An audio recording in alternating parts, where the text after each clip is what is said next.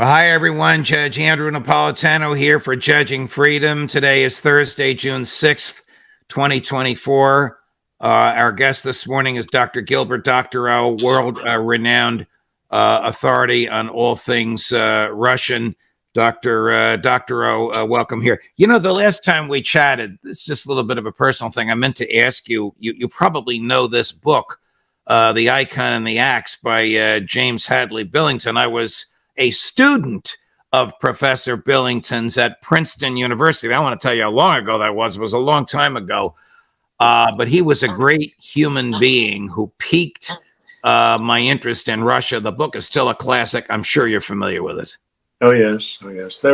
He was one of the most important, most prominent scholars of Russia at the time. There were a few other names I could make, but Right. Certainly he did very well among the public. Yes, a great person, and then got tired of teaching at Princeton, was a candidate for the presidency of the university, didn't get it, and Ronald Reagan made him the Librarian of Congress, which is the largest library in the world. He was ecstatic.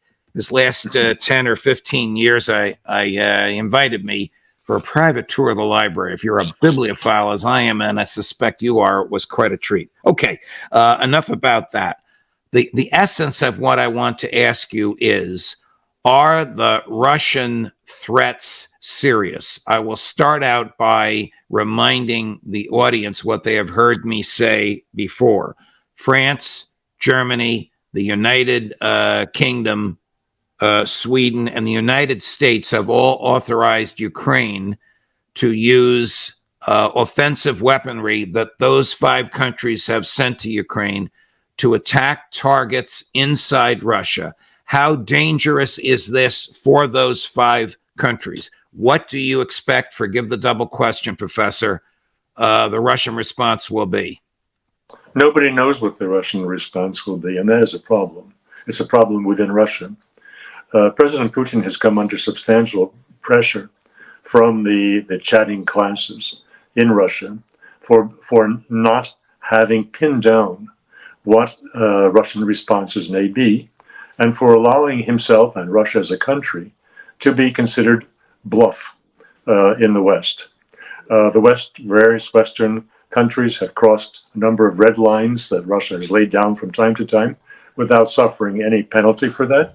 And there are those in Washington and in Western Europe who are saying that this is also a bluff and there'll be no price to pay for any attacks that are made using French, British, American missiles, long-range missiles, going from Ukrainian territory and hitting strategic targets in Russia, or residential targets, because the Ukrainians have been quite interested in creating havoc and terror in Russia.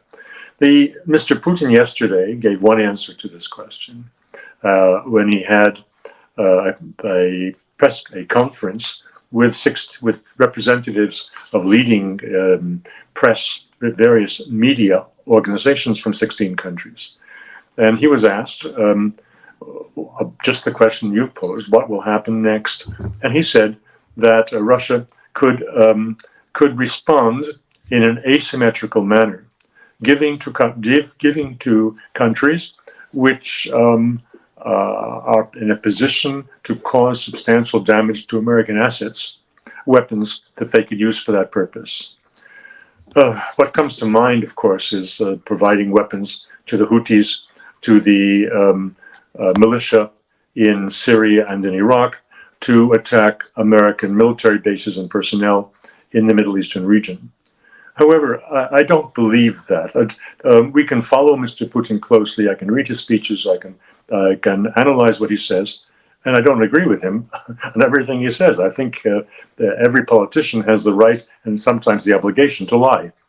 And I don't know if this was a lie, but I don't think it is an accurate or comprehensive answer to a very pertinent question. All right, let me run a clip of this very pertinent question. The question is not on the clip, but he does not like the question because the questioner, and you'll see the look on her face when he chastises her, you probably have seen this, the questioner asks him about the use of nuclear weapons. He reminds the world it's a very grave subject. Only one country in the history of the world has used nuclear weapons, obviously, the United States in Japan during World War II. But this is about a minute and a half long. I'm anxious to hear your thoughts. You'll understand the Russian, but we're going to play the English translation for the sake of the audience. Chris, cut number 7. There are always accusations flung at us that we are nuclear cyber rattling, but am I the one asking the question about the possible nuclear war? You were the one to ask the question. You are pushing me towards this question, and then you'll say that I've been, brandishing the nuclear truncheon.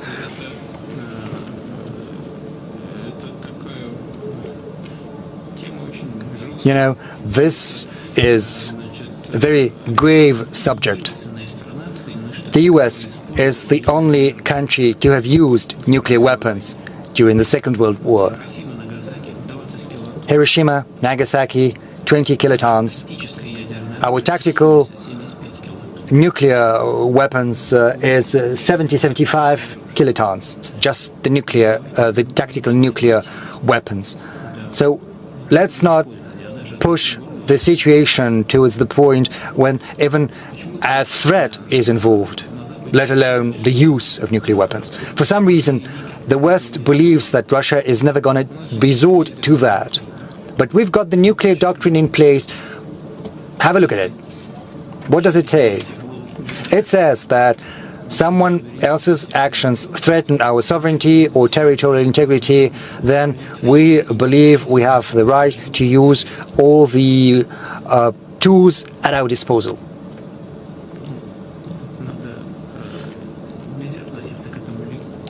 And no one should take that lightly or superficially. There needs to be a professional view of that. All the tools at our disposal, no one should take that lightly or superficially. Dr. Doctorow, you are one of the world's foremost authorities on interpreting this man. How do you interpret what he just said? I think it's unfortunate that he phrased his answer in that way, because he remains vague, and he's staying in the realm of a nuclear response to a non-nuclear threat. I don't believe that that is the scenario that has much likelihood to happen. The question of a Russian response to an attack on critical infrastructure coming from Ukraine, being guided by American, British, or German or French manufacturers and experts of the equipment of the missiles that have been sent Russia's way. This is can be read variously. I think that some of my peers and people who have appeared on your show, I think of Scott Ritter's presence 2 days ago, in which the assumption was that this challenge that is approved by Biden and approved by Sunak and by Macron can lead us straight to a nuclear war between the United States and Russia. In a communication this morning that it was on Sonar, Larry Johnson was saying the same thing. I'm not a subscriber to that. First of all, Mr. Putin is a very, very sober man. He is not a gambler. And even though I myself have written last week that Russia has a first strike capability in the sense that it could so damage America's nuclear potential that it would win on a first round, on reconsideration, I think that is highly improbable for a course of action by Russia led by Mr. Putin. What is much more likely, and I think his answer yesterday is a way hinting at the kind of response we can expect from Mr. Putin, although I don't agree that the first response will be to provide weapons to people in the Middle East. I think the first response would be to destroy Kiev. I mean, to decapitate the government in Kiev, and possibly, after giving a sufficient warning of a day or two to get the civilians out, leveling the city. I think that is likely because there'll be no blowback. Nobody in Western Europe, not to mention the States, will shed a tear if Kiev disappears.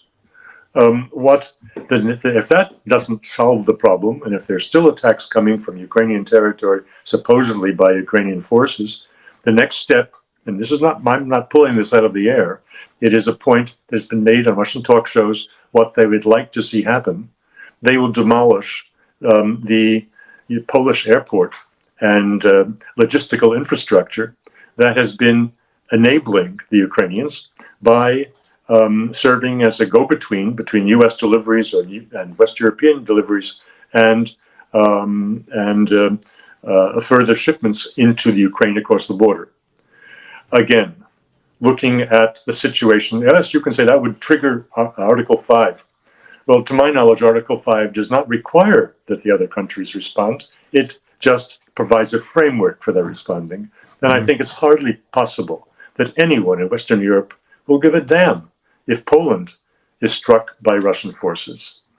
And if that doesn't work, then the third in a sequence of responses would be to hit military bases and manufacturing facilities in Germany, England, and France. You'll note I'm excluding the possibility of a direct Russian attack on the continental United States with nuclear weapons. That is off script. Why? Because it's suicidal. Even if the Russians have this massive, very advanced strategic triad, there's still American weapons come from nuclear-powered submarines with appropriate cruise missiles. They would get through, and there would be massive losses of life in Russia. He is not a gambler, Okay. so I think this is the scenario, or a scenario that is more probable. That is a very sober analysis. It's an endearing analysis because it gives us some cause for hope. Do you think that the American troops in Poland at this facility where our equipment lands and where it's repaired and where it's assembled and from which it is dispatched to Ukraine are there as a tripwire so that the Biden administration, governments do this, it's horrific, but they do it, intentionally put American troops in harm's way and can claim, they fired the first shot, they killed our Americans, now we have to go in full guns blazing. I've ordered this, and this to Eastern Europe, and they'll be there in 48 hours. Well, I've said why the Russians are not going to go straight to nuclear. And now I'd like to say what the United States won't. If the United States, under Trump, did not nuke North Korea when they had a few nuclear devices, and if the United States has not facilitated an Israeli attack on a nuclear attack on Iran, that is to say, if the United States has stood back cautiously, prudently, and I should say sanely, and not opened nuclear war against countries that had almost negligible nuclear weapons and negligible delivery means to the continental United States, why would the United States do something so utterly risky as fire missiles at Russia? It wouldn't do it. I think these are hypotheticals that are very good. Right, but is the United States engaged in the moral equivalent of firing missiles? Hear me out for a second. Scott Ritter and Colonel McGregor informed that you probably know this, the nature of the missiles that we have given to Ukraine require signals from a drone or a satellite. Those signals can only be accessed using codes. The codes are protected by top secret information. Only an American with a top secret security clearance can access them, whether the American's in Idaho in the U.S. or whether the American is on the ground in Ukraine. The sine qua non of the advance of the missile into Russian territory is not only American construction and know-how, but a deliberate decision by Americans to do this. Does that make the Americans who are doing it fair game for being responded to militarily by the Russians? Oh, yes, and they will be. But that is not the same thing as the Russians ordering a launch of their strategic nuclear weapons against the United States. Right. Right. Do you see Joe Biden sending troops to the United States after Russia has killed American troops involved in this scenario that I've just described? Well, some kind of face-saving gesture is in the cards, yes. But to do anything that will trigger a Russian nuclear response, I don't believe so. I don't believe, even if Mr. Biden is 81, there are people around him who are 40 years younger and they would like to have a life. So I don't believe that the administration will do anything. And more important, not the administration, however giddy and foolish Sullivan and Kirby and the others around the president are. There is the Pentagon. And the Pentagon has a few people of some authority who know the Constitution and know where their responsibilities lie to serve a man or to serve the country. And I think back of, this is not a hypothetical suggestion, I think back of General Milley, whose insubordination was never punished. Right. But whose insubordination may have saved us. Exactly the point. Right, right. I want to play another clip for you, which is a little bit more bellicose. And it's not from an insignificant person. I'm not even going to tell you who it is, but you'll know in a flash. Chris, cut number 1. We have shown that we will not put up with this, and that we will not allow Ukraine to be used as a direct threat to our security, as an instrument for the destruction of everything Russian on historical Russian lands. They did this for more than 2 decades, or even 30 years, immediately after the disappearance of the Soviet Union. Their goal was to destroy everything Russian, from the language to the government in this territory, which they wanted to take for themselves. And they were counting on it. But as always happens, if they wake up the Russian bear, then our people have united like never before. These are not empty words. We saw this during the Russian presidential elections. The Nazi regime continues to use Western weapons to attack civilian targets, towns, and cities. I assure you that they will not be able to cross this line unnoticed. Not be able to cross this line unnoticed. Don't awaken the Russian bear. Has the West awakened the Russian bear? Oh, definitely. There is a lot of minds have changed in Russia. People who are sympathetic, who traveled in Western Europe or to the States, and who now understand that this close association, this high appreciation they had for the United States and the West is misplaced, and that the countries that they liked to be associated with are now their enemies. I think this is travel. Mr. Lavrov, who we've just shown, the foreign minister of Russia, he's changed. He was never singing a song like this before. And I'd just like to put this into context. We all have the highest respect for Sergei Lavrov as the world's most seasoned diplomat, longest serving major power foreign minister, and a man with vast experience and capabilities. Nonetheless, Mr. Lavrov is not an independent force. He has always served the prime minister the president of Russia. And when he was working for Mr. Medvedev, because he stayed on after in this interim period between Putin's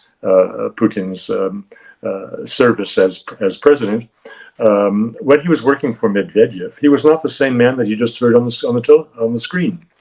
He was very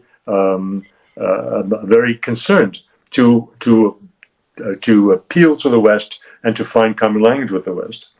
The man who has not changed his song is his direct deputy, Mr. Ryabkov. Mr. Ryabkov is the hard man in the ministry. He's the one who presented the demands that NATO withdraw to the 1994 boundaries in December 2021. And Mr. Ryabkov has come forward also making statements similar to what you just showed for Lavrov. But he is not pliable. He is a hard line, very intelligent, very sophisticated, but very clear about Russia's sovereignty. And that if you go through, I have friends, I have acquaintances from who are always on the liberal side with a capital L, and they have changed their tune. I'm speaking now of friends in St. Petersburg whom we've known for decades. Right. So this is not a superficial froth. It is a genuine change in sentiment in Russian society. Professor, does the West, let me refine the question, does the American State Department, does the Biden administration understand what you just articulated? Regrettably, no, because the critical issue is, well, people have spoken about empathy and the need for empathy for Russia. I won't speak about sympathy for Russia because that really takes you out of court. But just listening to them puts you in the status of being a Putin stooge. And that is terribly self-limiting and self-destructive for American foreign policy. If you don't listen to the enemy, then you really are flying blind. And that is unfortunately what is going on much of the time in Washington. Your academic colleague, Professor Jeff Sachs of Columbia, has been pounding away for months at the fact that Foreign Minister Lavrov and Secretary of State Blinken haven't even spoken in the past year. And this is Blinken's initiative that they haven't spoken. How crazy is that? Shouldn't they be talking on almost a daily basis when we are virtually eyeball to eyeball in Ukraine? Well, I agree completely with Jeffrey Sachs' recommendations. He's a man with long, in-depth experience going back to the mid-1990s when he tried to play a very positive role in the transition to market economy in Russia, but was frustrated by a blind American administration. So he has seen blindness going back 30 years, not just in the last 2 weeks. And what he has said, what he's described, I support completely. Professor Doctorow, it's a pleasure, my dear friend. I hope you'll come back on a weekly basis, and if so, we'll look forward to seeing you next week. Yeah, my pleasure.